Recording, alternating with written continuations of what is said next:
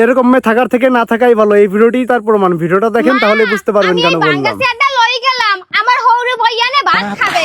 আচ্ছা ঠিক আছে লইয়া যা, তো কই তো সব। মা এই কানাডা লই গেলাম, তোমাকে জামাই এনে সকালবেলা সাইডে উড়ুম দিয়ে খাবে। এই কারালটা তো রাখছিলাম তোর বাপে খাবে দেখা। তুমি আরেকটা গাছেরটা কাট গেলইও, আমি এইটা লই গেলাম। আচ্ছা যা তুই লইয়া যা, তো কই তো সব। এ মাইয়া তুই ঘরে ঘরে ভাইয়া কি করস?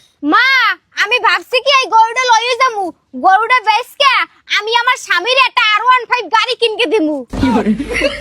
মা তুমি বাপেরে কইও, বাপে তোমার আরেকটা গরু কিনকে দেবে নে। আমি এই গরুটা লইয়ে যাই, আমি তোমার জামাইরে আইতে কইছি, একটু পরে টমটম লই আইয়ে পড়বে।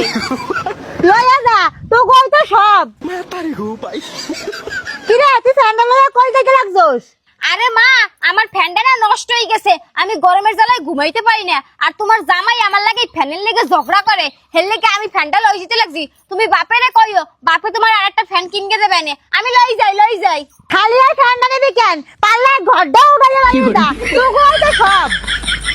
মা আমার ঘরে না পেঁয়াজ রসুন নাই, পেঁয়াজ রসুনের ঠেলায় তরকারি ওরান তাই না। আর তোমার ঘরে তো অনেকগুলো পেঁয়াজ রসুন আছে, মুই পেঁয়াজ রসুন গুলো লই গেলাম, আর সাথে কটা আলু লই গেলাম। আরে তুই অল্প করে নিবি কেন? যা আছে সব লইয়া যা। কিরে তুই কি করস?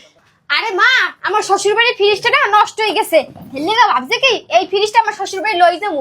আর তুমি বাপের কইও তোমার জন্য একটা ফ্রিজ কিনকে দেয়, মুই এইটা লই যাই। আর দেখো এটা কেমনে তাড়াতাড়ি করতে লাগছে, এটা খোলেই না ফ্রিজটা। তুই কেমনে লই যাও, একটু বড় তো মোরে। আচ্ছা লইয়া যা, তো কই তো সব।